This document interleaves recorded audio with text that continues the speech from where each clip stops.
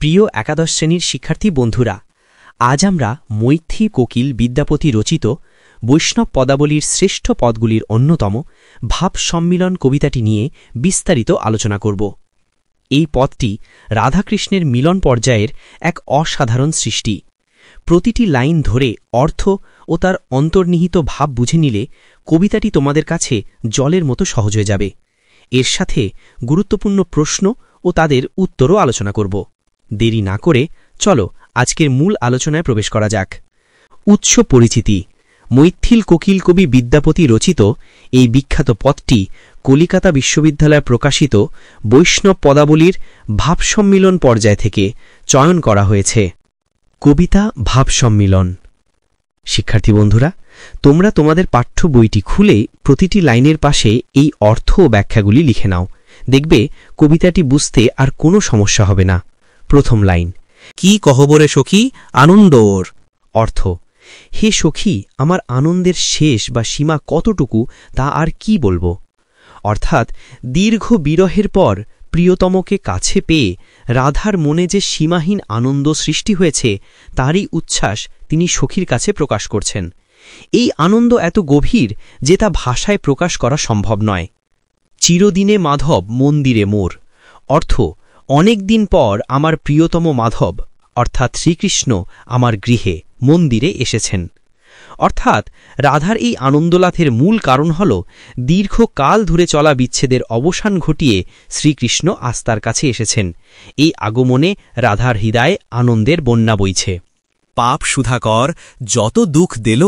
অর্থ, এই পাপী চাঁদ সুধাকর আমাকে যত দুঃখ দিয়েছিল। অন্তর্নিহিত ব্যাখ্যা, বিরহর সময়ে জ্যোৎস্নাভরা চাঁদকেও রাধার কাছে কষ্টদায়ক ও পাপীর মতো মনে হয়েছিল, কারণ চাঁদ বিরহ যন্ত্রণা আরও বাড়িয়ে তোলে। এই চরণের মাধ্যমে বিরহকালের যন্ত্রণার তীব্রতা প্রকাশ পেয়েছে। পিয়া মুখ দর্শনে তত সুখ ভেল। অর্থ, প্রিয়তমর মুখ দর্শন করার ফলে ঠিক ততটাই সেই দুঃখের সমান সুখ লাভ হল। অর্থাৎ কৃষ্ণের মুখ দেখায় বিরহের সকল কষ্ট দূর হয়ে গেছে এবং যে পরিমাণ দুঃখ ছিল সেই পরিমাণই আনন্দ লাভ হয়েছে। অর্থাৎ দুঃখের পরিমাণকে ছাপিয়ে গেছে মিলনের সুখ। আঁচড় ভরিয়া যদি মহানিধি পাই। অর্থ, যদি আঁচল ভরে অর্থাৎ প্রচুর পরিমাণে সৃষ্ট ধন বা রত্ন লাভ করি। অর্থাৎ রাধা বলছেন পৃথিবীর শ্রেষ্ঠ ঐশ্বর্য বিপুল ধনসম্পদ যদি তিনি অর্জন করতে পারতেন। এটি সম্পদের চরম প্রাচুর্যকে ইঙ্গিত করছে। তব হাম্পিয়া দূরদেশে না পাঠাই। অর্থাৎ তার বিনিময়েও আমি প্রিয়তমকে দূরদেশে পাঠাতাম না। অর্থাৎ সকল ঐশ্বর্যের চেয়েও প্রিয়তমের সঙ্গ রাধার কাছে বেশি মূল্যবান ও কাম্য। এই চরণে সম্পদের চেয়ে প্রেমের মূল্য যে অনেক বেশি সেই ভাবটি ফুটিয়ে তোলা হয়েছে। শীতের ওড়নি পিয়া গিরিশির বা। অর্থ, প্রিয়তম আমার কাছে শীতকালের উষ্ণ ওড়নির মতো, গ্রীষ্মকালের শীতল বাতাসের মতো। অর্থাৎ শীতকালে উষ্ণতা এবং গ্রীষ্মকালে শীতলতা যেমন মানুষকে আরাম ও আশ্রয় দেয়, শ্রীকৃষ্ণ রাধার জীবনে তেমনই ভিন্ন ভিন্ন ঋতুর কষ্ট থেকে রক্ষা পাওয়ার আশ্রয় এবং শান্তির উৎসস্বরূপ। বুড়িশার ছত্রপিয়া দরিয়ার না। অর্থ, প্রিয়তম আমার কাছে বর্ষাকালের ছাতার মতো, সমুদ্রের মাঝে তিনি যেন নৌকার মতো একমাত্র ভরসা। অন্তর্নিহিত ব্যাখ্যা, কৃষ্ণ রাধার জীবনে সকল দুঃখ বিপদ ও কষ্টের পরিত্রাতা। তিনি বর্ষার বিপদ থেকে রক্ষাকারী ছাতা এবং কঠিন জীবন পার হওয়ার জন্য নৌকার মতো একমাত্র ভরসা। ভনয়ে বিদ্যাপতি শুনো বড় নারী। অর্থ, বিদ্যাপতি কবি বলছেন, হে শ্রেষ্ঠ নারী বা রাধা বা ভাগ্যবতী, শোনো। পদটির শেষ অংশে কবি বিদ্যাপতি রাধাকে সম্বোধন করে জীবনের এক উপদেশ দিচ্ছেন। বড় নারী বলতে ভাগ্যবতী বা শ্রেষ্ঠ নারীকে বোঝানো হয়েছে। সুজনের দুঃখ দিবস 2-4। অর্থ, ভালো মানুষের বা সুজনের দুঃখ কেবল 2-4 দিনের জন্য হয়। অর্থাৎ কবির মতে বিরহের কষ্ট ক্ষণস্থায়ী, কিন্তু মিলন হলেই চরম ও চিরন্তন। ধৈর্য ধরলে ভালো মানুষের দুঃখ দূর হয় এবং সুখের সময় ফিরে আসে। এই প্রশ্নগুলির উত্তর আমি তোমাদের দেখিয়ে দেব। তোমরা প্রয়োজনে স্ক্রিনশট করে নিতে পারো অথবা খাতায় নোট ডাউন করে পড়তে পারো। অথবা তোমাদের কোনো রেফারেন্স বই থাকলে সেখান থেকেও প্রশ্নগুলো তৈরি করে নিতে পারো। আমি প্রশ্নগুলো বলবো এবং উত্তর সমেত পিডিএফটি স্ক্রোল করব, তোমরা দেখে নেবে।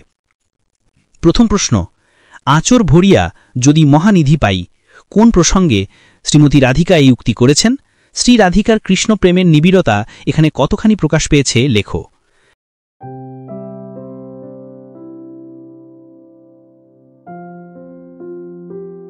পরের প্রশ্ন 2, চিরদিন মাধব মন্দিরে মোর, কার, কোন মন্দিরে মাধব কিভাবে উপস্থিত হয়েছেন? মাধবের উপস্থিতিতে বক্তার কি মানসিক প্রতিক্রিয়া ফুটে উঠেছে?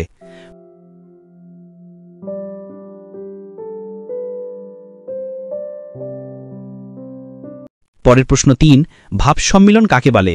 আলোচ্য পদটিতে রাধার আনন্দের যে চিত্র ফুটে উঠেছে তা নিজের ভাষায় বর্ণনা করো।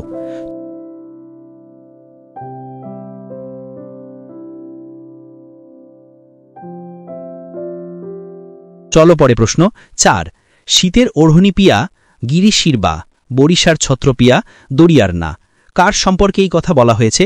উদ্ধৃতি চরণ দুটির অন্তর্নিহিত তাৎপর্য বিশ্লেষণ করো।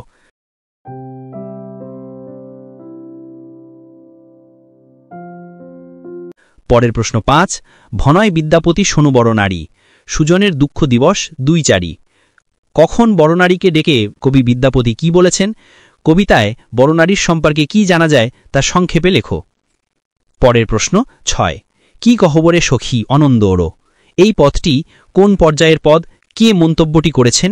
ওর শব্দের অর্থ কি? এই আনন্দের কারণ নিজের ভাষায় লেখো। পরের 7 নম্বর প্রশ্ন, পিয়ামুখ দর্শনে তত সুখ ভেল, পিয়ামুখ কার ও তা দেখে কে সুখলাভ করেছে, তাকে দেখে কিভাবে সুখ পাওয়া গেল?